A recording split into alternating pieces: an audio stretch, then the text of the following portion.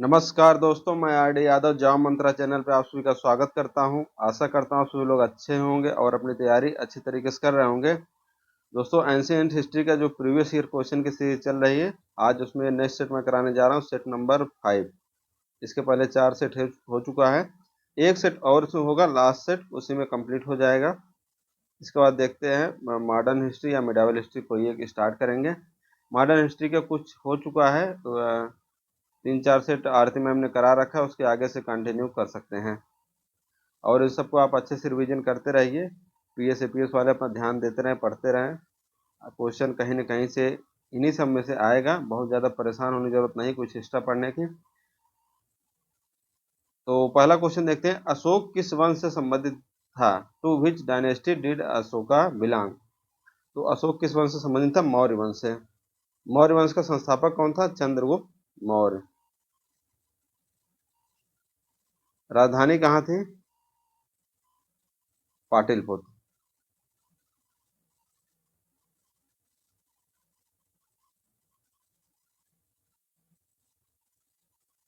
और अशोक के बारे में और क्या क्या पूछा जाता है? एक तो कलिंग युद्ध पूछा जाता है। 261 बीसी में कौन सा युद्ध हुआ था? कलिंग युद्ध।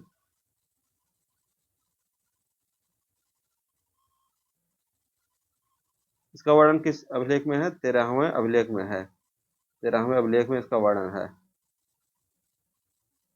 ऐसे डायरेक्ट पूछ दिया था, कलिंग युद्ध से संबंधित कौन है। और एक क्वेश्चन और आया है एग्जाम में, बौद्ध धर्म से पहले अशोक किस धर्म को मानता था? बौद्ध धर्म से पहले शैव धर्म को मानता था।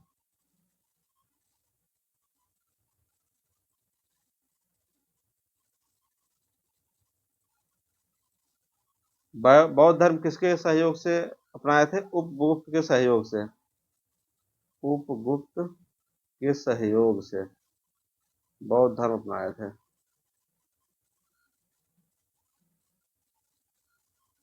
और अभिलेख सबसे पहले कौन पढ़ा था? अशोक के अभिलेख को सबसे पहले कौन पढ़ा था?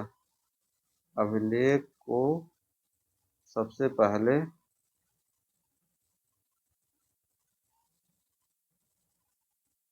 जेम्स प्रिंसेप ने पढ़ा था।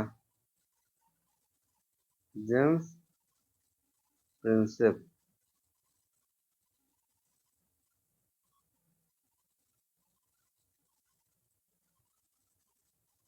ये चीज हो गया। और किस भाषा में लिखा गया है सब? प्राकृत और ब्राह्मी भाषा में।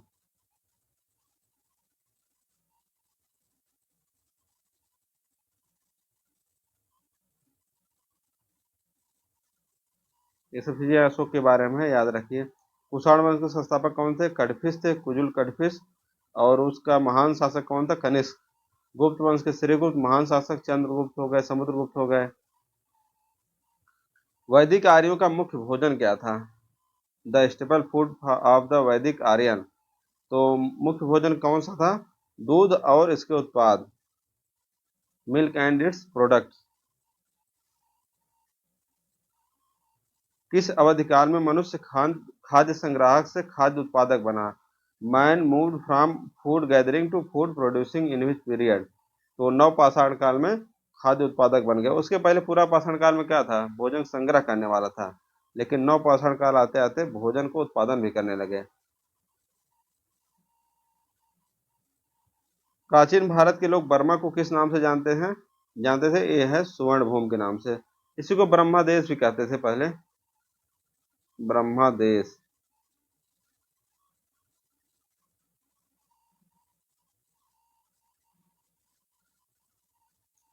हमें इतिहास से पता चलता है कि मनुष्य इतिहास से कभी भी नहीं सीख सकता है।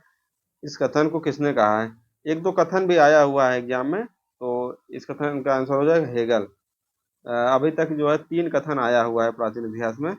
हमें इतिहास से पता चलता है कि मनुष्य इतिहास से कभी भी नहीं सीख सकता। इस कथन को किसने लिखा है? हेगल। जो ये सब आ रहे हैं सबको याद करते चलिए या लिख लीजिए। एग्जाम में रिपीट होने की पॉसिबिलिटी ज़्यादा रहती है, क्योंकि एकदम सीधे सीधे फैक्ट बेस रहते हैं। किसी भी एग्जाम में आ सकते हैं सब। जैन साहित्य का संकलन किस भाषा एवं लिपि में किया गया है? जैन साहित्य का संकलन प्राकृत और अर्धमागधी भाषा में लिखा गया है। प्राचीन ग्रंथों को क्या कहते हैं? इसको पूर्व कहते हैं, प्राचीन ग्रंथ।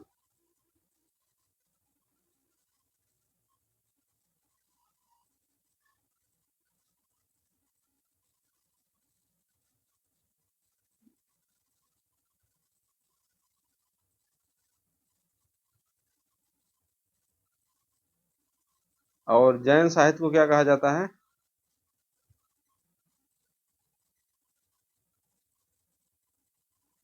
जैन साहित्य को आगम कहा जाता है।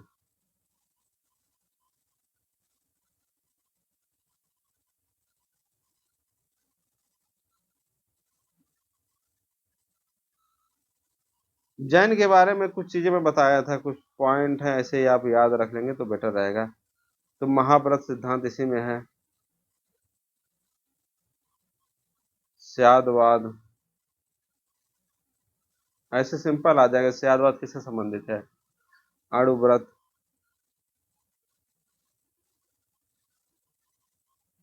यापनीय,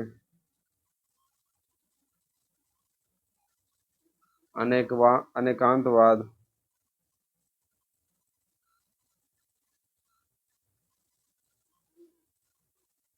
और संथारा संलेखना।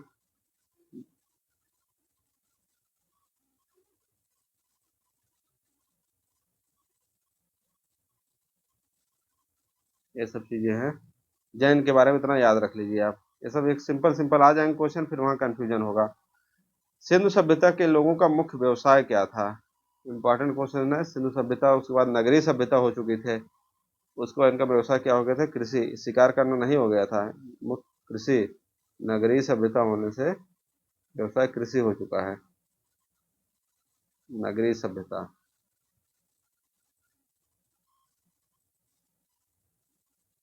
सो, सो याद रखिए कहीं आप शिकार न लगा दें उसमें। पुराणों की संख्या कितनी है? पुराणों की संख्या से पहले बताया था 18 है। उपनिषद की संख्या कितनी बताया था? 108। पुराणों में मत्स्य पुराण सबसे पुराना है।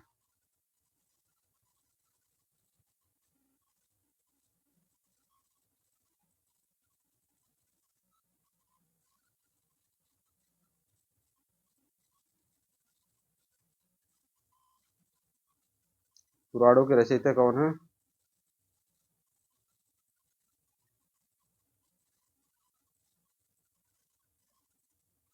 लोमहर्ष और उग्रश्रवा।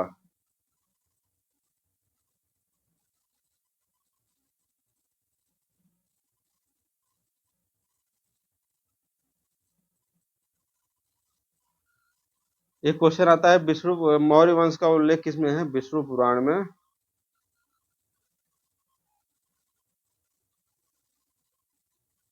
मौर्य वंश, चंद्रगुप्त और इनका अशोक का उल्लेख है। मौर्य वंश का उल्लेख है, लिख देते हैं। मौर्य वंश में चंद्रगुप्त और अशोक का उल्लेख है।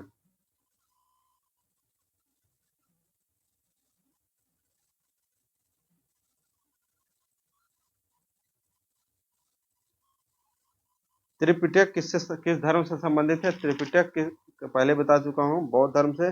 अगर त्रिरत्न कहें तो हो जाएगा जैन धर्म। त्रिरत्न और त्रिपिटक। त्रिरत्न क्या क्या होते हैं? सम्यक ज्ञान, सम्यक कर्म,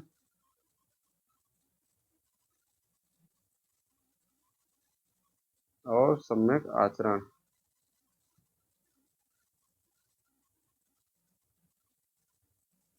और त्रिपिटक में बता ही चुका हूँ, विनय, सुत्त, अभिधम। ये नियम कानून अनुशासन इनसे संबंधित है। ये शिक्षा से है। उपदेश,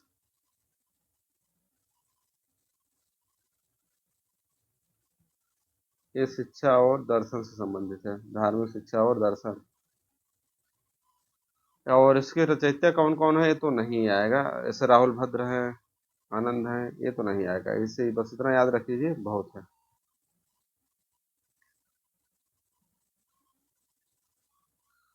परम भागवत के स्वीकारोक्त प्रदत्त करने वाला प्रथम गुप्त शासक कौन था? तो कौन था? चंद्रगुप्त द्वितीय, परम भागवत, ये सब याद रख लीजिए। परम भागवत के साथ और क्या क्या इनका नाम अलग हो गए थे? देवगुप्त भी कहा जाता था, देवराज भी कहा जाता था, चंद्रगुप्त द्वितीय तो है ही है, विक्रमादित्य की उपाधि मिली थी।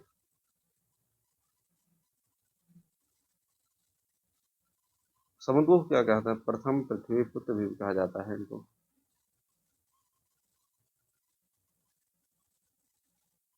प्रथम पृथ्वी पुत्र। और क्या कहता है? नेपोलियन तो है ही है।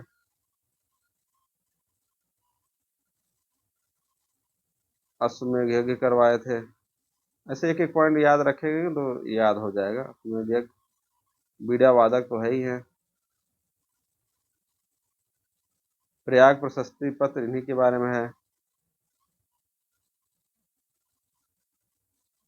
और कौन लिखा है प्रयाग प्रशस्ति पत्र? हरिसेन, इन्हीं के दरबारी कवि थे। ये सब चीजें हो गई। चंद्रगुप्त प्रथम, गुप्त संवत इन्होंने चलाया था। गुप्त संवत कब चलाए थे? 319 में जब इनका राज तिलक हुआ था।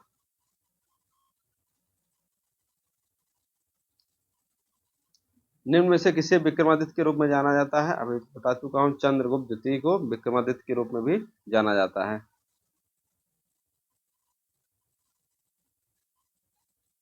कला से संबंधित गांधार विद्यालय निम्न किस अनुक्रम में किससे संबद्ध है? कला से संबंधित गांधार विद्यालय, एक क्वेश्चन कई बार घुमा फिरा करके आ चुका है। कनिष्क से संबंधित है और इसमें बौद्ध से जुड़ी शिक्षा दिया था। बौद्ध से संबंधित शिक्षा कई बार क्वेश्चन आया है और 1 से 2 ईस्वी में इसका था टाइम।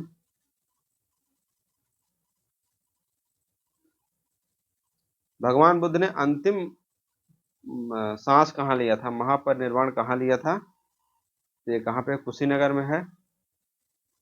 और अंतिम के बारे में अगर देख लिया तो सबसे ज्यादा क्वेश्चन था वर्षा ऋतु कहाँ पे बिताए थे? सबसे ज्यादा वर्षा ऋतु, तो वर्षा ऋतु सबसे ज्यादा कहाँ बिताए थे? वैशाली में। ये क्वेश्चन आया हुआ है। अंतिम उपदेश किसको दिए थे?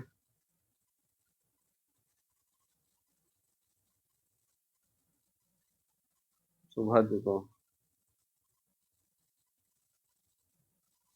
सबसे अधिक उपदेश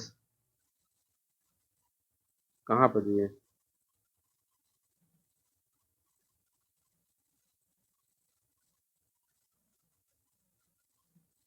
श्रावस्ती।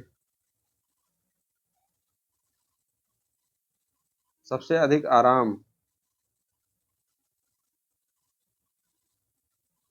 वेड़वन, राजगीर।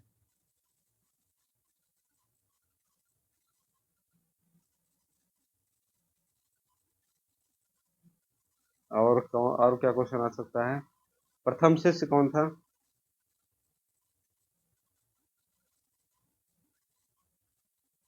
कोंडनी। प्रिय शिष्य कौन था?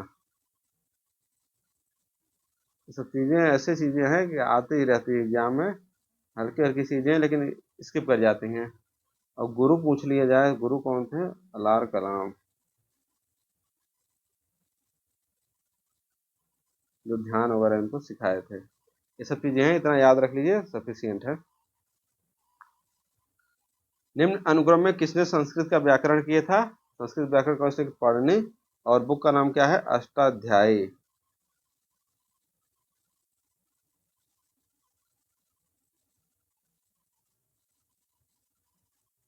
चरक चरक कनिष्क के समय थे। चरक सुश्रुत थे।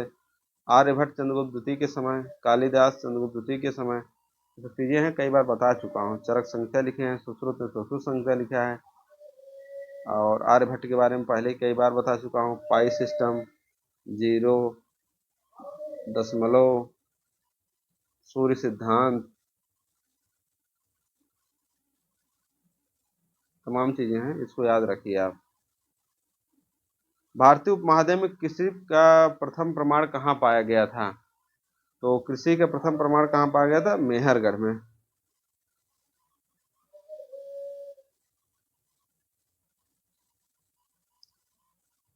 मथुरा स्कूल ऑफ आर्ट, कुसाड स्कूल ऑफ आर्ट, वही गांधार के बारे में, यहाँ भी गांधार कला विद्यालय। तो 1 से 3 ईस्वी इसका आंसर हो जाएगा। इसको आप याद रख लीजिए, मथुरा स्कूल ऑफ आर्ट, कुसाड school of art, important question है।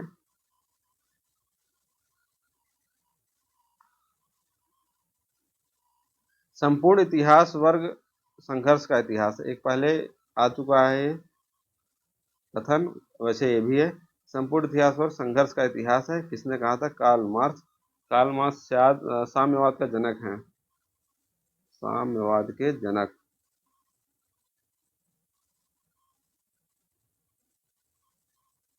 संपूर्ण इतिहास वर्ग संघर्ष का इतिहास है, इसे याद रखिए। बुद्ध चरित्र, जिसे बुद्ध की रामायण कहा जाता है, किसके द्वारा लिखा गया है? तो ये अश्वघोष के द्वारा लिखा गया है, अश्वघोष। और नागार्जुन शून्यवाद के जनक हैं।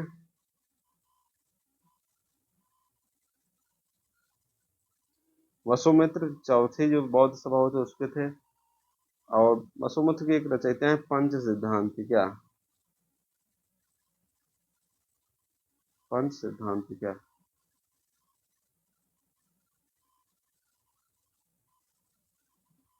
सिक्का मुद्रा के रूप में कब से प्रचलन में आया था? सिक्का कब से 600 ईसा पूर्व प्रचलन में आया था? सबसे पहले कौन लाया था? इंडो ग्रीक, सबसे पहले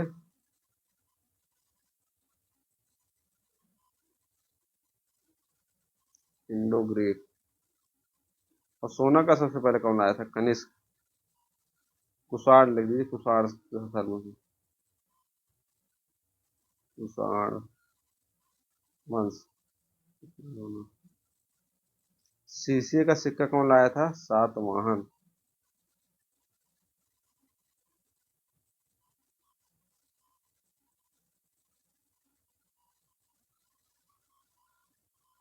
सबसे अधिक सोने के सिक्के का प्रचलन कौन करवाया था? गुप्त शासक, सबसे अधिक, अधिक मात्रा में। और धातुओं के बने प्राचीन सिक्कों को क्या कहा जाता था? आगम।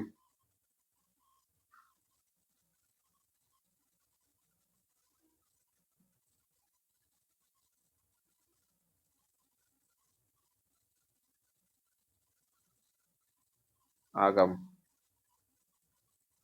हड़प्पा वाले किससे परिचित नहीं थे? ये भी बहुत फेमस क्वेश्चन था, एसएससी में था, काफी बार आता था ये क्वेश्चन एसएससी में। एक से है लोहा, सभी से परिचित थे, सब चीज से। किससे परिचित नहीं थे? लोहा से। तो सभी को नमस्कार, थैंक यू, बेस्ट आप लोग, बेस्ट विशेष। आप लोग रिवीजन करते रहिए, एक सेट और आएगा, इसके बाद ये खत्म हो जाएगा।